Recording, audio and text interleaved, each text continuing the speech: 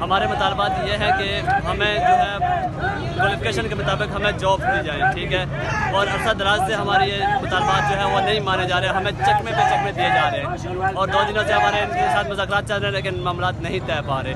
Fair fall job चाहिए, जो matric की सतह पर उसका हक उसको मैट्रिक की सतह पर दी जाए। और यहाँ पर हमारे साथ ऐसे ब्लाइंड भाई भी हैं जो डबल MA हैं, FA की हुआ है, किसी ने BA की हुआ है, तो पर सर जी हमें जॉब नहीं दी जा रही।